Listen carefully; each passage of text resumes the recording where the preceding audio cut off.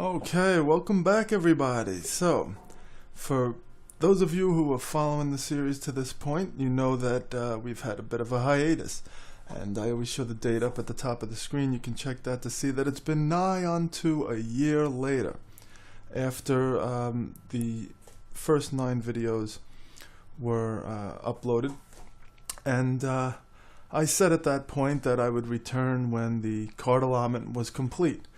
And so my arrival here should indicate to you that yes, indeed, the card allotment is complete. The game, in fact, is complete in its alpha form, meaning that everything that we can do written down previous to playing the game itself has been finished. Now, I mentioned this previously that it's not advisable to create an entire game before ever playing it. But two things. First of all, as I mentioned previously, I did play a variation of this game, using the game that inspired it to begin with, which is the DC deck building game. It's clearly not exactly the same. There's been a lot of changes made. If you've played the DC deck builder, you know that this game, is quite a bit different, particularly because it has 2 resources. It runs 2, what you'd call lineups, and for a lot of other reasons. But I do have a general idea of how it'll play, but more importantly than that, remember, I'm not doing this professionally. I'm doing this because I enjoy the process. And so, for me, if I'm inspired and I'm rolling along and I'm chugging along and I'm making cards and I'm enjoying it, I don't care if I go to play the prototype and something's broken and I have to go in and I have to fix it on every single card. I don't mind. I mean, I'm doing this because I like sitting down and doing this.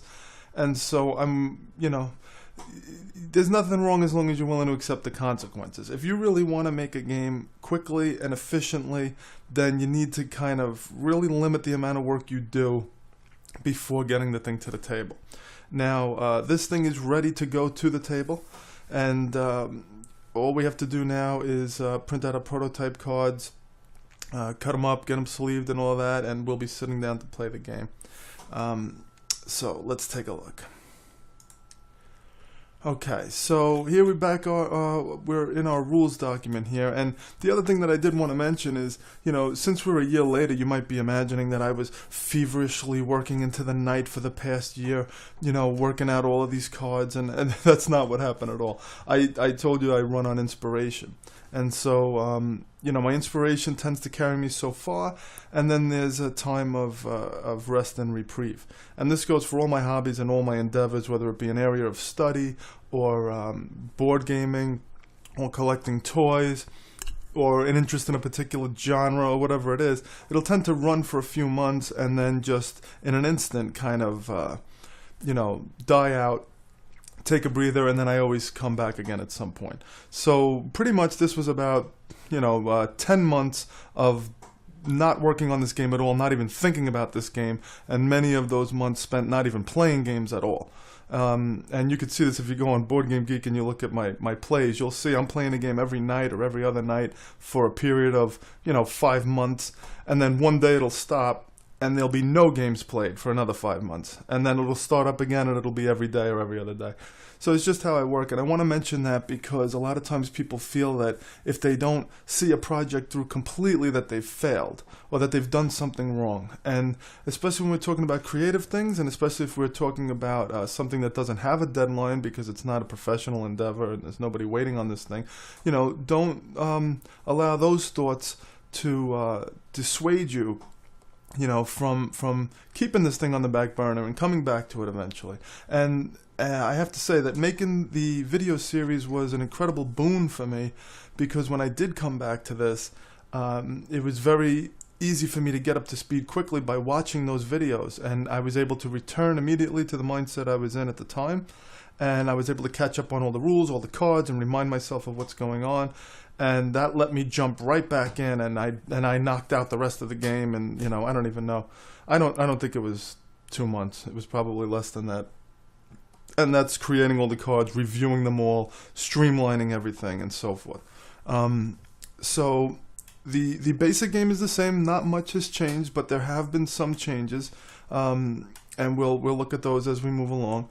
But I did want to show you the component area, because now we have final totals for some of these things. And so you'll see that there are 450 cards and then 12 oversized faction leader cards. 6 per faction, so 2 per group, because there's 3 groups if you recall. Now, if you haven't been watching the series to this point, this is a fine place to start, because we will be treading over old ground, you know, not in specifically the same way, and there's much of this is going to be new material, because we didn't have many cards during the last series. But if you go back to that, you'll see basically what the mind state was at that, you know, that point where this was like a fledgling project that had just begun, and I was floundering around to kind of figure out how things were going to fit together. And so that's a value, undoubtedly. But you don't have to go back and watch all of that if you're just jumping into this now. This is a great place to start. This is like phase 2 of the design process, and we're going to be going through everything and explaining everything. So, you know, this is a fine place to start. And so here's the breakdown. Now, and then here we have the tokens and so forth that are going to be used. Now, the breakdown, it was something that had to be devised as we moved along in this process, because I couldn't just keep making cards without knowing how many cards of each thing there had to be, particularly because we do need to have multiples of cards. If you start making cards and you get carried away, like I mentioned in some of those previous videos, you can wind up making way too many unique cards and you can't fit them all in the game. You can't have a game with 400 cards and they're all unique. There's way too much art.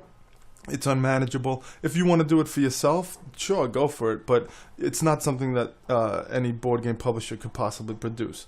Okay, and so as we went into the breakdown, here's what it looked like. Here's where we're looking. The equipment was 4 unique cards for the 10 card set. So each faction group is going to have 10 pieces of equipment, and there's going to be 4 unique cards broken down in this fashion. There's going to be 4 of one card, 3 of another, 2 of another, and then there'll be 1 unique card, and we'll talk about that a little bit more. Tactics are going to be 3 cards, and it's going to be a 4-3-3 breakdown. Units, there's 15 of them, so we did 5 unique cards, and we did a 5-4-3-2-1. I really like the way this broke down, because it allowed you to kind of take a certain card and fit it in where you thought it should be, in terms of if it's really powerful, maybe you want to make fewer of them, you know, just maybe thematically, if it made more sense, if it was something that would be like a swarming kind of unit, you can make more of them. And so this really helped me kind of, you know, kind of fit everything together as I went along. And then you can see our breakdowns here. Equipment 10 of 10, tactics 10 of 10, units. This is 10 of 10 because it's the faction cards, but if you go to the group cards, it'll be 15 faction deck units, and then the 10 basic units. 10 basic units were the same thing. There's 3 of them, and we did I think we did a 4-3-3 on those as well, like we did with the tactics. But that may not always be correct. I got to look at that. So in any case, let's just quickly look at some of the rules. First of all, the setup.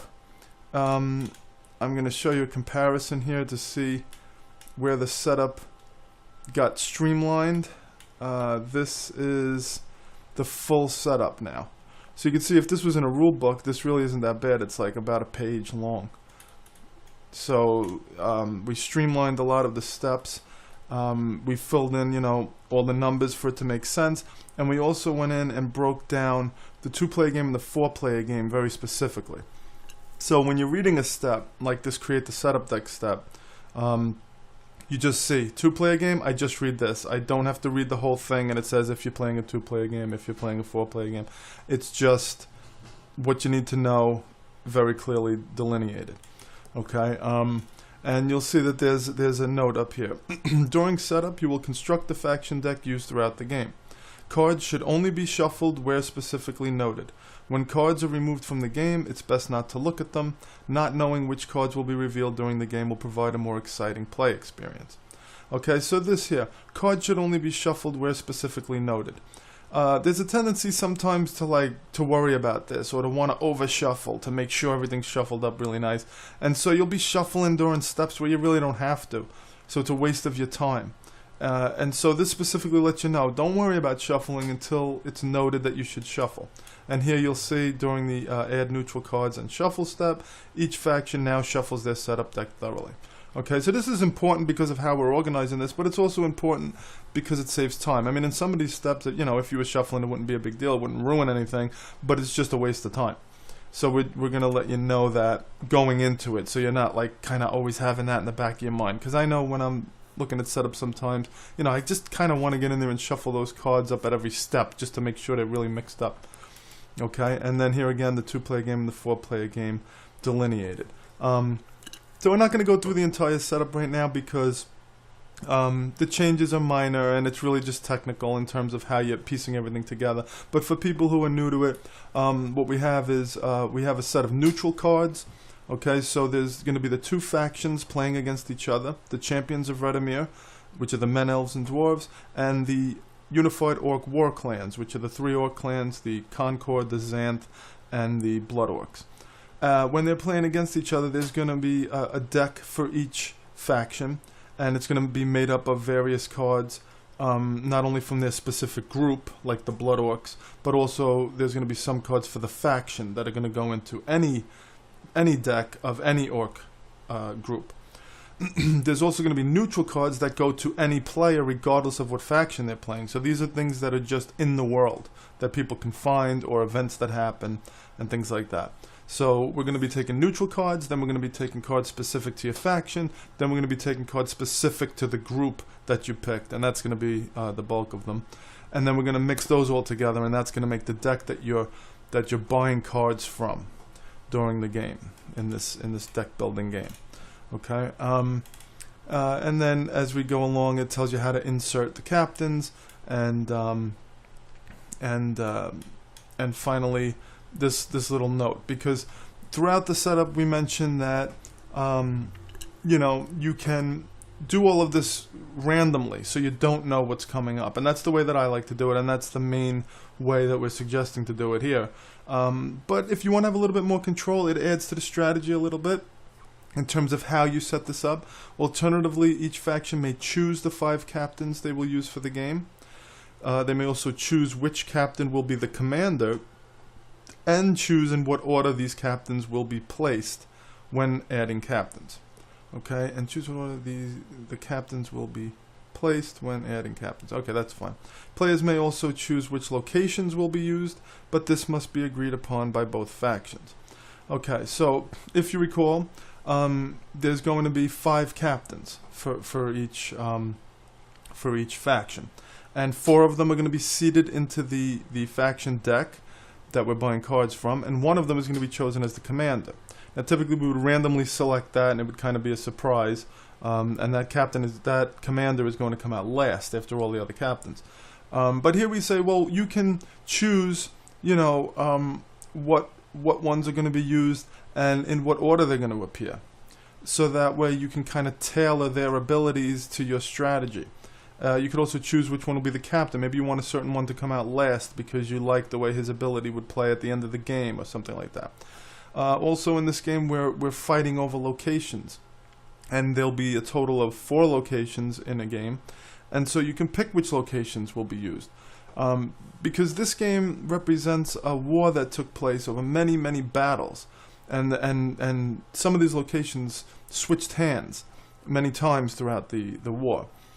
And so, you know, you may choose to kind of have a focus. Like today, we're fighting over, you know, the area immediately surrounding Bankston. So it would be Bankston and Gaiawatch Keep and Stendon and the Lowlands. And maybe you want to just keep it to that area and kind of envision this scenario whereby everything's crushing in upon the center of the map. Maybe you want to play in the outskirts on a particular game, or, you know, you want to kind of focus it that way. You can choose, you know, what you're going to use. So that just gives people the opportunity to kind of customize the game a little bit more and make it more thematically satisfying for those who are into the lore of this world. Okay, now the second thing that I want to mention is the turn sequence. Now the turn sequence too has been streamlined. Okay, this is the entirety of the turn sequence here, and you can see we broke it down. See, the 4 phases are 1, 2, 3. That's because it used to be 4 and now it's 3. Okay? And so we were really able to streamline this. And that's because we changed how some of this is going to work. Previously, locations had an ability that you could use each turn. And captains also had an ability that you could use each turn. And then in addition, you have everything that you're doing with the cards in your hand. And I felt that it was too much happening each turn that you had to kind of go through and do all these different things. So we removed turn abilities from locations. Locations now have global abilities that are always in play when you control them. And the turn abilities are reserved only for the captains, and they don't need their own phase to do this. So previously we had the faction phase whereby captain turn abilities and location turn abilities would take place. Now we got rid of all that. During the action phase, the first thing you're going to do is take advantage of these turn abilities of your captains, and then you're just going to play your cards. Okay, and during that step you also can use the activate abilities on captains, which require a cost being paid. Okay, so it's just going to go right into the action phase, jumping right into it. Then we go to the assault phase, which again would only take place if you're making an assault. And then the end of turn phase, which is just kind of cleaning up everything, drawing a new hand, you know, getting the rows back together, and revealing a commander if necessary, which will only happen twice during the game, once for each faction. Okay, so for more information on that, you can go back and look at those previous videos, but it's not important right now. This is all going to get filled in as we look at the card allotment. Okay, and then optional rules variants. These are some different ways that you can play the game, give it more replayability, and allow you to kind of think of this game as a toolbox. That's how I like to think of it. That's how I use Marvel Legendary. That's how I use the DC deck building game. You know, I use it also the you know, the Legendary Encounters games, Alien and Predator. You know, I think of them as a toolbox where I get to make up my own scenarios, even make up my own rules, you know, kind of mash things together and do all kinds of crazy stuff. And I want this game to have, you know, that ability, that you can do that with this game and kind of play with it a little bit. And so cut off the head we mentioned previously, which means that we're not going to be playing for victory points. We're just going to decide the winner by who captures the opposing commander first. You capture the commander, you win the game, done and done. We're not counting up anything. We have a clear-cut winner. That makes a lot of sense. It's a fun way to play. And, you know, it kind of takes the victory point thing out of it and just lets you kind of focus on the fun and the theme. Okay. Civil War. In a two-player game, both players may choose groups of the same faction.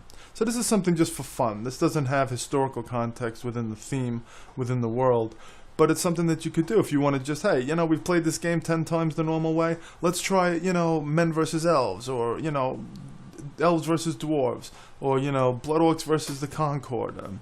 You know, you could even imagine that there was some, you know, disagreement between the two, and they came to blows over it temporarily or something like that. During setup, faction cards will be divided between the two players' faction decks, just like neutral cards, meaning that all faction cards will be used. Typically only half the faction cards are used. Now you're going to use all of them because you're going to split it between the two players. All other setup and game rules remain the same, though the players are considered to be of opposing factions, and the rules must be interpreted from that perspective. For example, an Elves of Dawn's Crest card would be considered an opposing faction's unit for a Dwarves of Osaya Lux player, and thus can be captured but not recruited, etc. Because typically, you know, when a card refers to, you know, cards of your faction, that would include elves, dwarves, and men. But here, if elves are fighting dwarves, then they have to be considered two different factions. And that's it. And then you can go at it and just have fun with it. Quick play. To shorten the game, players may use only 3 or 4 captains instead of 5.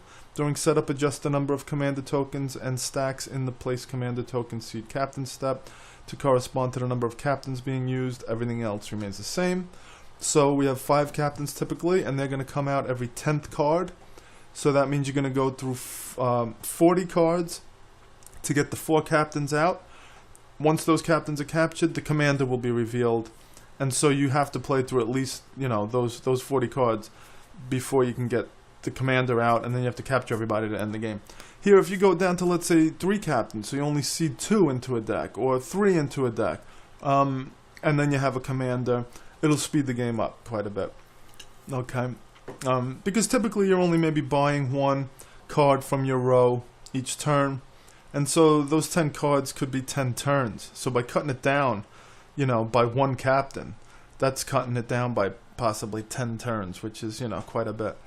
Okay, and then we have full-scale war. A campaign of 7 games are played, with the first faction to win 5 games claiming the ultimate victory.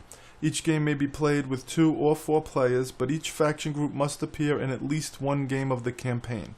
So this means that you're going to get all the factions all the faction groups into the game at some point. So this is showing you the full-scale war, showing you what everybody was doing at the time. Okay, players may apply the cut off the head or quick play rules to any of the individual of these 7 games, and keep track of each faction's wins and losses and which groups participated on a sheet of paper to play the campaign over multiple sessions. So you could do this over a few weeks, maybe play 1 or 2 games a night over a few weeks or months. Keep track of everything. One night you feel like doing it quick, you do the quick play on one of the games. You could do cut off the head on one game, count up victory points on another, however you want to do it, but you're going to play a total of 7 games, you're going to get everybody in it, and it's going to kind of tell you, you know, the whole story. It's going to sing the whole bard's tale of this this Orctide war. Okay? And then our rules glossary, there's a lot of things that have been added to this, but we're not going to look at it right now. We'll look at it as we go into the card allotment. Okay, so we're at 21 minutes, so I think that we can do that. Let's go into the card allotment and see what's happening over there. Okay, so you remember our elemental cards. You'll notice a lot of differences between what we did previously and now, but the basics are the same. Okay, so you're going to start with a hand of 10 cards right now. We'll see how that goes in playtesting. But the might card, you're going to have 3 of them, and that gives you combat. Combat being used to capture the opponent's units. So when the 2 rows are out in the active field, you have 2 decks, the Champions faction deck and the Orc faction deck. They're going to create lineups. We've reduced that lineup to 4 cards instead of 5. It kind of gives it a little bit of focus, and I like that. It also allows for some other things that we'll see as we go along to play out more smoothly. We do have things that add cards to the active field, and we don't want that active field getting too unwieldy, so we start with it at 4, and if things get added, it doesn't get too crazy. And so you're going to be using combat to capture units that appear out in the active field of the opposing faction before they have a chance to recruit them. Also, their equipment, their tactics, all these things can be taken away from them by using combat. All right. Now, 7 of your 10 cards are going to be guile cards, and they give you cunning. Cunning being like a recruit value, basically. And so this is going to be what you're going to primarily be using to recruit your own cards and to get your own equipment and build your own deck. Okay, and here we have a new quote for the guile card. "Fear not the darting blade held within the hand, but the one held in the mouth." And that's a Redimere proverb. We have a close-up of a Xanthan orc, slanted eye, keen and cunning. So you have a close-up of a yellow orc eyeball. On this one you have a gauntleted fist against a dark red background. So you're gonna see that. You know, in fact, this should probably be. I'm gonna make this a Concord orc. See, the Xanthan orcs, if you recall, are more cunning, and so I wanted to have a Xanthan orc eye here. But it might be good to make it a Concord orc because a Concord orc is green, and the cunning icon is going to be green. And so you see what I'm saying? It would kind of just at a glance you would see what's green and what's red. Might's red, and so we have a fist against a red background. And then cunning's green, so we would have the green-skinned orc. And so the green and red would just kind of jump out at you immediately. So that might be a good idea. Alright, let's think about that. But for right now, I'm going to change it because I really like that idea. I like visual cues. I like for a person to be able to look at their hand and just immediately get a sense for what's going on without having to read anything. Alright, so they would just see. If you got a handful of green, you know you got a lot of cunning. If you got a handful of red, you know you got a lot of might. Because a lot of cards will have both combat and cunning values and the icon will appear whether they have a value for it or not. So you can't really look at the icons to tell, you know, at a glance. You'd have to read the numbers to see what you have more of. So this would kind of allow you to just kind of see it right away. I like that. All right, and then we have attrition. If you remember what attrition does, this card must be played at the beginning of your action phase. So when this card is in your hand, you're going to have to play it before you do anything else. And it says discard a card. If it has a cost of 0, shuffle this card into your deck. So if you recall, we used to have it where it made you discard a card of cost 1 or more, trying to get you to avoid, you know, ditching these cards, because these are the cards you'd like to discard. These are your starter cards. They have a cost of 0. And these are weak, just +1. So if you had to discard cards, because this attrition is making you discard cards, you'd like to discard these and keep the cards you bought, which might have 3 combat or 3 cunning or something like that, and a lot of special abilities. These have no abilities. So what this is going to do, instead of preventing you from doing that, this is going to give you the choice, because choice is what games are all about. So we want to provide as much choice as possible where it makes sense. This attrition card is going to make you discard cards. You have a choice. If you're really pushing to get a certain card in the active field, you don't want to let the enemy have it, you want to grab it now, you're willing to kind of mortgage the future in order to do it, you don't have to discard your good cards. You could discard, you know, your weaker cards, but if you do, if it has a cost of 0, you're going to shuffle this card back into your deck, which means instead of it going to your discard pile and not coming up again until you reshuffle your deck and then it comes up whenever it comes up in that deck, you're going to be putting it back in the deck, which means it's going to come up before you ever reshuffle. It's going to come up a lot sooner. So you're kind of, you know, making a future hand worse for a present benefit. Otherwise, you can choose to discard a card with a cost of 1 or more, and then this would go to your discard pile, maybe giving you the opportunity to clip it. You know, there are cards that allow you to destroy cards in your discard pile, and you definitely would want to get your attrition cards there so you can get rid of them. You know, and so you might choose to discard something better now to get this into the discard pile, delay its arrival, and also give you an opportunity to maybe destroy it before it comes up again. Okay, and then the quote by Dignitary Pax, true victory comes by erosion of the will, not destruction of the body. Okay, and so that plays into what we're talking about with attrition. Okay, so now we're into the neutral cards, okay, and a lot of these are going to be new. Even the ones that were here previously have been altered. Most of the cards have been changed to some degree. Let's look at the first one, the Unrelenting Storm. There are 2 of these in the deck. Cost is 5 cunning. Okay, and the defense is 5 cunning. So when this event comes out, either side can purchase it for the same price. It's not going to be combat for the opponent like it typically would be. You know, if one of your units come out, you can recruit it with cunning. The opponent can capture it using combat. With the event, it's going to affect everybody, no matter which row it appears in, and both factions are going to have an equal cost in kind of getting over this event, because as you see, it's not very pleasant. Cannot be destroyed, because if you if you have cards with abilities that allow you to destroy a card, we don't want you to just be able to destroy this event. This event is happening. You can't just make it disappear like that. The Unrelenting Storm. All other cards in the active field and battlefield gain +2 cost and +2 defense. This is a global ability. Global abilities will be noted by maybe you know, like a yellow bar across them or something like that to kind of highlight them and let you know that they're in effect at all times. Draw your attention to them when they're in the active field. Because typically things in the active field aren't affecting you. You just purchase them or whatever you want to do with them. But this is going to be having an effect even when it's out in the active field. Alright, so the active field is all the cards that you're purchasing from. The battlefield is where the captains go. It's kind of an extension of the active field in the sense that those cards are having an effect on the game, but are also available to purchase, capture, if you're the enemy. You're trying to capture those captains. So the active field and the battlefield, it's going to increase, you know, the difficulty of recruiting and capturing, because there's an unrelenting storm. You know, in the midst of an unrelenting storm, it's kind of hard to talk to somebody and recruit them. It's kind of hard to capture somebody because it's hard to do battle. It's hard to do everything that you want to do in this situation. When this card is purchased, place 1 influence token upon it. When this card has 4 influence tokens on it, place it in the destroyed pile and divide the influence tokens evenly among all players. So anybody can purchase this card.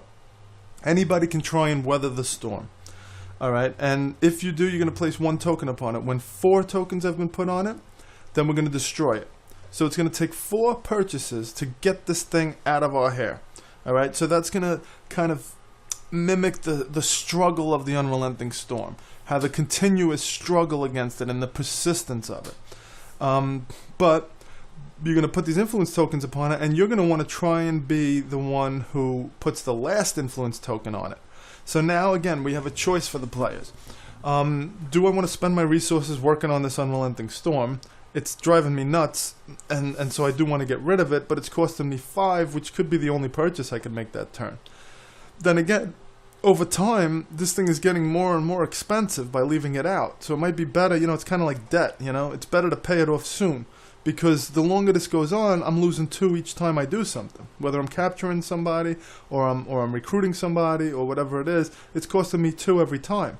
So after this happens 3 times, I've already paid over 5. And this has to be done 4 times for a total of 20. You see, so, I mean, it's better if we just kind of get this out of the way sooner rather than later, because if this goes on and on and on, it's gonna wind up costing more than 20 in the long run for everybody involved. But when you're gonna put that 3rd one down, you got to think, is the opponent gonna do the 4th one? Well, actually, wait a second. Now that I'm looking at this thing, that doesn't really make much of a difference, because all the influence tokens are going to get divided amongst all the players. So if you're in a 2-player game, it's going to be 2 for you, 2 for your opponent. If you're in a 4-player game, it's going to be 1 for everybody. So it really doesn't matter. And actually, now that I think about it, that makes more sense, because the storm is kind of a neutral event. Nobody's going to come out more ahead because of it. And also, everyone's going to benefit from it going away. And everyone's going to get an influence token to kind of show, like, it's kind of like a reward for weathering the storm. So I think, yeah, this does make more sense the way I read it. So you got to trust yourself. So I did it right the first time. Alright, so everybody is going to struggle against this, and everybody's going to benefit when it's over. That makes thematic sense. So let's see the flavor text here. The distant clouds marched over Hillspot to darken the dawn with an ashen veil. Then, as though the heavens echoed the hearts of men, a persistent salvo of howling winds and stinging rain lashed down upon the battlefield. Alright, so if you recall the excerpts from Dawn of Thunder by Artemis Harrow, Dawn of Thunder being the premier account of this historic event, the Orctide War. And so here we have a little excerpt from that book, and we see a lot of those in the flavor text throughout the game.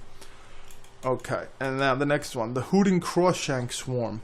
Let's look at what a Hooting Crawshank is. A heavy-bellied, man-sized bird beast with small wings and large spikes at the ends of the arms. It's piercing an orc in the midsection amidst a chaotic background scene of mixed races battling the flying swarm. So they're all coming in. They have long spikes on the end of their hands. And if you look at the flavor text, don't cover your ears, that's when they stick you in the gut.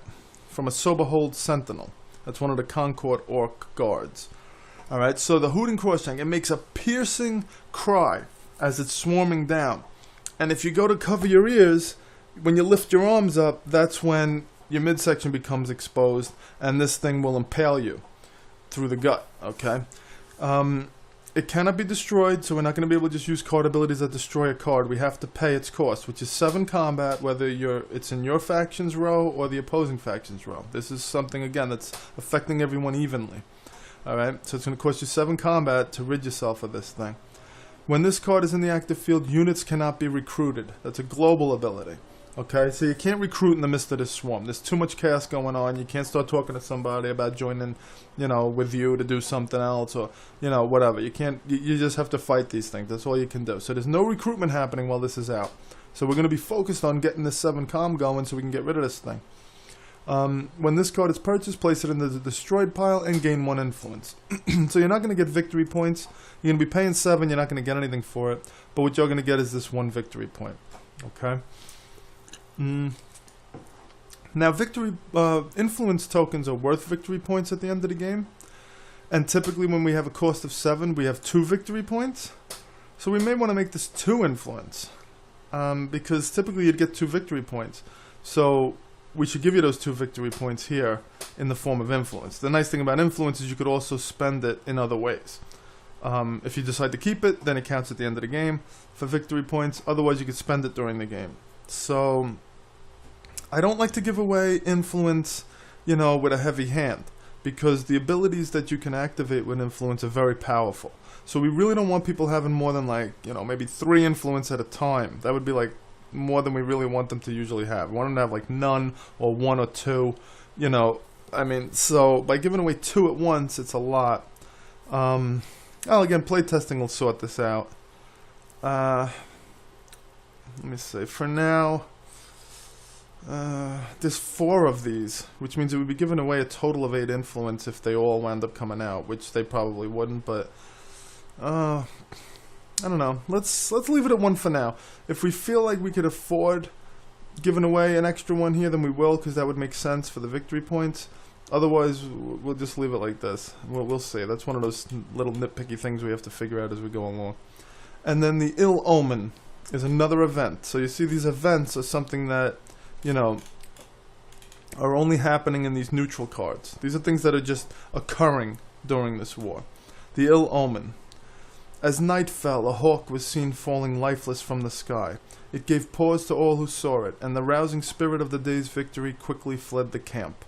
Another excerpt from Dawn of Thunder. Okay, so a dead bird falling out of the sky at twilight, and it's an ill omen for whichever deck this comes out of. So it cannot be destroyed again. The cost of all units in this card's row is increased by 2. So this is something that's only affecting the faction that controls the row that this comes out in. It's not affecting everybody. It's an ill omen for whoever saw it. So as described here, it happened in a camp, and you know, whoever saw it is having this ill effect of morale being decreased, and that's making it harder to recruit units, because cost is the recruit value of units. Okay, so it's only affecting units, and it's only affecting cost. The opponent can still capture units for the same price. Okay. Alright, so now we'll go to the last one, the Raging Gorgolith, and you can see there's only 1 of these. So there's 3 Ill Omens, there's 4 Hooting Crossshank Swarms because they're a swarm, so it would be okay to see them often. 2 of the Unrelenting Storm, and but only 1 of the Raging Gorgolith. This is a monstrosity. It's a very special kind of thing. It's not something that would come up often. There's not a lot of these roaming around the world. It's a rare thing to see it. And look at its cost, 10. Combat and defense. So whatever faction sees this thing, whoever fights it is going to have to fight it. They're not going to be able to recruit it or get around it in any other way. This is something that has no allegiance to anyone. It's going to come out and it's going to cause trouble. It still has its ability. If Hill Spot is controlled, all players of the controlling faction destroy the top 2 cards of their basic unit pile. The basic unit pile is 10 cards. So you're going to lose 2 of those 10 cards if you control Hill Spot, which is one of the 10 locations. Remember, we said there's only 4 locations in a game. This is rare that this would happen, but if you happen to have Hill Spot when this thing comes out, it's going to hurt you. Okay, otherwise, it cannot be destroyed once again. To purchase this card, a player must destroy a unit in their play area in addition to paying its cost. Alright. Now, we do want to always say cost or defense.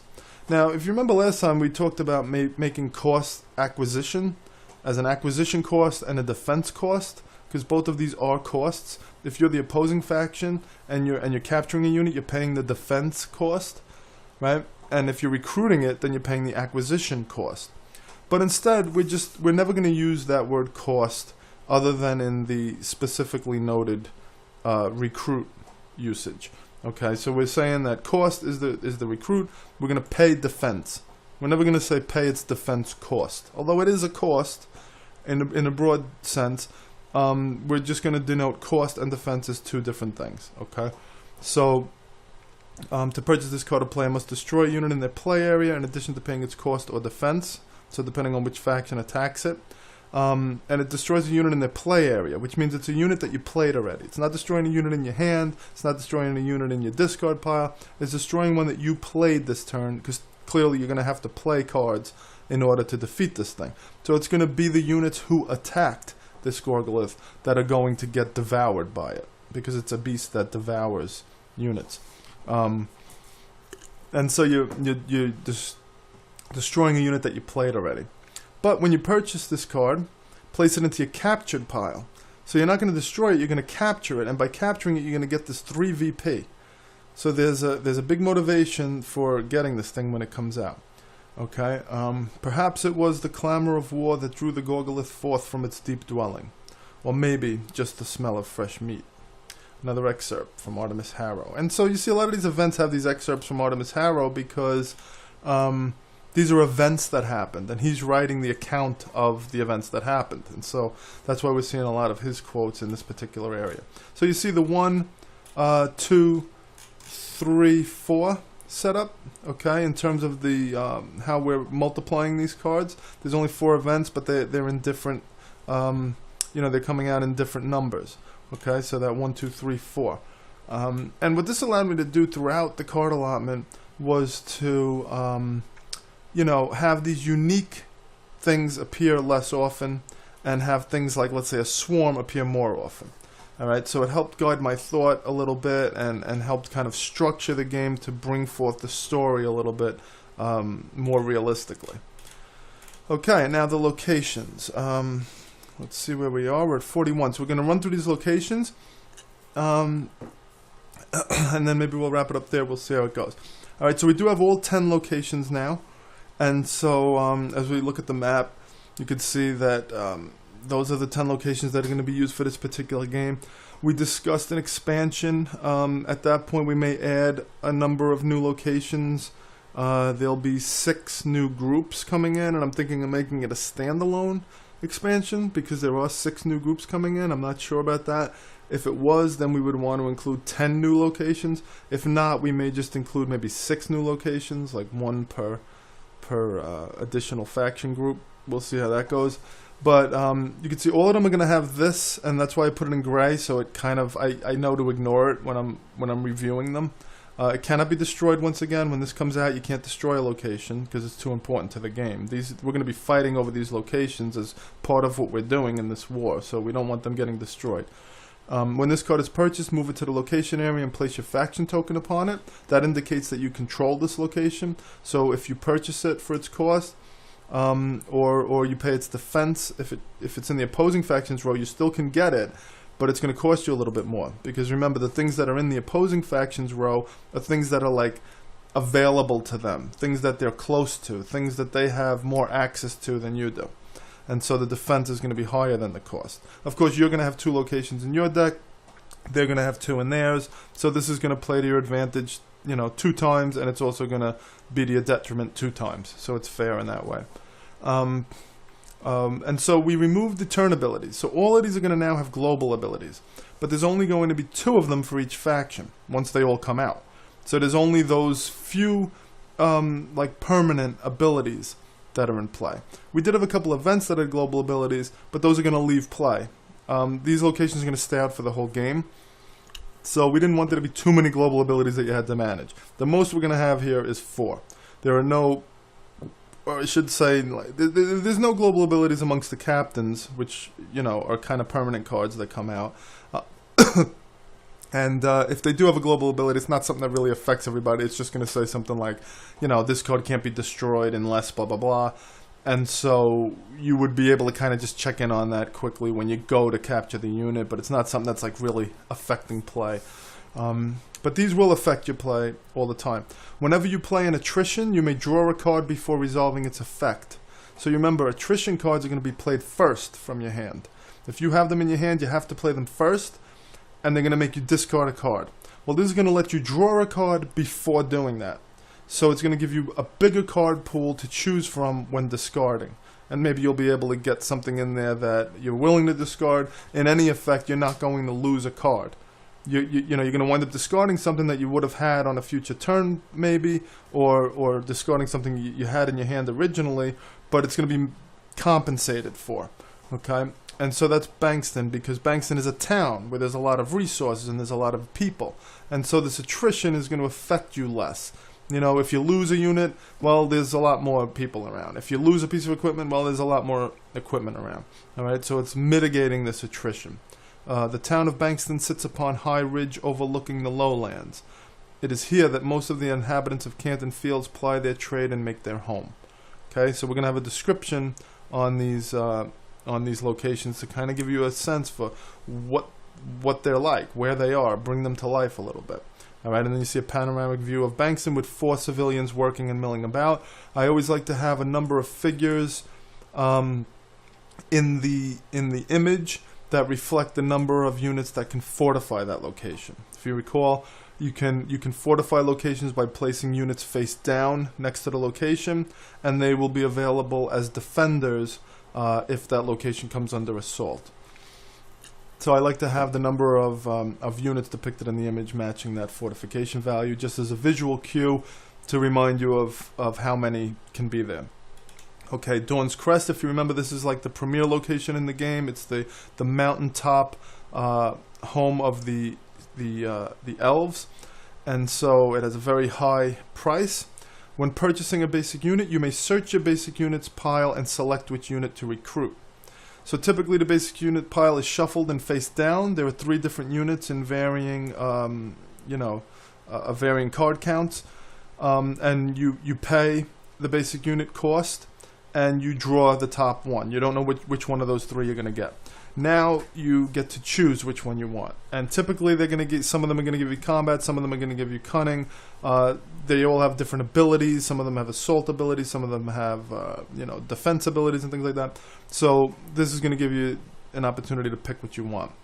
Okay, the wondrous aesthetic sense of the starborn elves is gloriously rendered in the halls of Dawn's Crest. The new day's light pierces the mountain to illuminate colored glass and faceted crystal, creating a marvelous morning spectacle in the west, long before the face of the waking star is seen. So if you recall how Canton Fields is situated to the west of the city of Dawn, or the area of Dawn, there's a mountain range between them. Dawn's Crest is atop that mountain range. So when the sun rises in the east, it rises behind the mountains for the people in Canton Fields, and the sun shines through the halls of Dawn's Crest, and it illuminates this colored glass and faceted crystal, making a marvelous morning spectacle before the sun actually surpasses the mountain and you can actually see it. Okay, so VP 10. So this is the premier location in the game. Okay. Alright, and then the picture shows what we're talking about here, and we see 5 elves making their way into the entrance. Doonesboro, if you remember, it's sparsely populated. Doonesboro's occupants are mostly scattered dwarf clans and scavenging outcasts who reside in cave dwellings and slapdash settlements. Alright, so it's a sandy, place with a lot of cave dwellings and things like that. Cards entering the active field from the opposing faction deck are drawn and placed face down. On their turn, a player may pay 2 cunning each to turn face-down cards face up. So if you control Doonesboro, it's going to allow you to slow down the opponent's ability to purchase cards. Okay, and the reason why I did this is because of its location is kind of where the orcs are coming in the north from their lands to the west. They're coming into the east to come to Canton Fields, and so as they enter, they can be kind of stopped by the people in Doonesboro. Kind of delayed is what I want to say. Delayed. It's also near the Shore Road where a lot of units come through, and near the Sea Gate, which is where units come through. And so if you control Doonesboro, it gives you the opportunity to kind of slow down the influx of new units and equipment, because equipment comes via the sea a lot of times, or via the Shore Road. Units also come that way. And so, this is kind of giving you the ability to slow that down. This would have also been an appropriate ability for the Shore Road, but we'll see what that has when we get to it. Okay, Gaia Watch Keep, if you remember, it's a strong defensive outpost. And so you can see, whereas here we have cost 5 and defense 6, here we have cost 9 and defense 11. A little bit of a stronger defense value because it's a defensive keep. Okay. During an assault on this location, the attacker must have a total assault power of 6 or more, or the assault automatically fails. Okay, so assaults, if you remember, we're going to be trying to generate an equal amount of combat and cunning, and however much we can match between those two is going to determine our total assault power. Here, even if you don't defend at all, if the attacker can't generate 6 or more, it's going to automatically fail the assault, even if you don't do anything. Which means that if they don't have enough combat and cunning, they're not even going to be able to break this thing. You know, you can kind of think of it as like a Helm's Deep sort of thing. You know, if you don't have enough, you're not even going to be able to get in no matter what the defenders are doing. Okay, so a defensive outpost of ancient origin, Gaiawatch, has been occupied by various forces during its long history. Okay. And now Hill Spot, if you recall, it's in the east of Canton Fields. It's like a single small mountain standing there. It's kind of apart from the other mountain ranges, and it's a good lookout point. So the top card of the opposing faction deck remains face up during play. So from that lookout point, you're going to be able to see what the opponent is doing, and you're going to see what's coming. Okay, so they're going to play with their faction deck, the top card face up. So you could always see what's coming up next for them. And you can prepare a little bit better if there's a captain coming next, if there's a location coming next, you know, whatever it is. Situated on the border between Canton Fields and the Orc lands, the high peak at Hillspot provides an advantageous position for scouting parties. Okay, so it allows you to see what's going on a little bit. Okay. Now, the lowlands. This is a new location. It's that farmland area in the center of the map. If your faction controls Bankston, Gaiawatch Keep, or Stendon, all locations you control gain +1 fortification, and this location cannot be targeted for assault while fortified. Okay, so it's situated between these locations. Bankston to the south, Gaiawatch Keep to the west, and Stendon to the northeast. Alright, so since it's surrounded by these locations, if you control any of those locations, it's going to support this lowlands, and it's going to add fortification to all your locations. Now remember, you only have 2 locations, so you're going to have this one and one of these, and so both are going to get +1 fortification as they support each other. All right, and this location is protected by these others. So if you have one of these, then you can't target this one for assault while it's fortified. Now, if there's nobody there, then you can just kind of sneak in and get it. But if it is fortified, they're going to see it. They're going to ring the bell. They're going to light the flame, like in Lord of the Rings. Remember, they light the flame to let the other places know far off that there's something going on. So they're going to alert, somebody to the fact that they're under attack, and they're going to come in and stop you before you can do it. So you can't assault this place if there's somebody there. They're going to call out for help from one of these other locations. Nestled within the Central Valley beneath Bankston, the farms of the lowlands are the lifeblood of Canton Fields, and that's because of the farming. Okay. So now we go to Powderwood, if you remember. The blacksmiths of Powderwood are skilled and resourceful. Their repairs can equip an army from a heap of scrap. I don't know, maybe I should change that flavor text to talk more about the location itself rather than the people who live there. I do want to get this information in somewhere, though. We do have one Powderwood unit, and so maybe we could put it on his card. I have to look at what's on his card. But in any case, anytime one of your faction's equipment cards would go to the destroyed pile, place it on top of your faction deck instead. So if somebody tries to destroy one of your equipments, it's going to go on top of your faction deck, which means you're going to have an opportunity again to get it. And I guess that's why I kept this here, talking about the blacksmiths and how they can make repairs on equipment. And so this is going to be a deterrent for the enemy destroying your equipment cards. It's also going to offer a little bit of choice in terms of if they want to destroy an equipment card to get it back on top of your deck. What that's going to do is mean that that's going to be the next card to come out. So it's going to be slowing down the cards that come out of your deck. It's going to delay the arrival of your captains. It's going to limit your choices. This card's going to keep coming back if they keep doing this. You see, so it serves you, and it can serve them too, or provide at least a certain choice for them as well. Okay, and now we go to the Seagate, another new location. It's to the north. It's where ships come in to the harbor, and there's a long gate across that shore, and ships have to like be allowed to come through that gate. And this is where we're going to get a lot of things from foreign lands. And so you see the sea gate is the main trade port for both Canton Fields and the City of Dawn in the east. Alright, so equipment in your factions row of the active field have their cost reduced by 1. So equipment's going to be cheaper if you control the sea gate. It's going to be easier for you to gain access to equipment that's coming in. Now the shore road is kind of another version of that. The shore road is the primary route of trade and travel between Dawn and Canton Fields and extends eastward to the Orklands beyond. And units in your factions row of the active field have the cost reduced by 1. So this idea of people coming in via the shore road. So here you have equipment coming in via the port and people coming in via the shore road, kind of touching on both of those in those northern areas. And now the final location is Stendon. Stendon is best known for its hospitable residents, comfortable lodgings, and formidable militia. Okay? Anytime an effect causes you to discard a basic unit, you may put it on top of your deck instead. Okay, so basic units, the idea of a militia. Basic units, the regular people, let's say. So these basic units, anytime an effect causes you to discard them, you can put them on top of your deck and get them back the next turn. They're going to be more resilient. If you have Stendon, which is known for its militia, its comfortable lodgings, its hospitable residents, maybe they can heal somebody up quickly, they can get somebody back on their feet quickly, they have a militia. So, this is this idea of these basic units kind of staying in the mix a little bit easier. And this is only when an effect causes you to discard a basic unit, not if you're discarding it at the end of a turn. It's just, a lot of cards will have you discard cards, and so this would allow you to choose a basic unit to be discarded, or even if it's random and it's a basic unit, then you can get that unit back again on the following turn, not have to wait for it to come all the way out again through the deck. Alright, so now before we get into the equipment, let's stop here.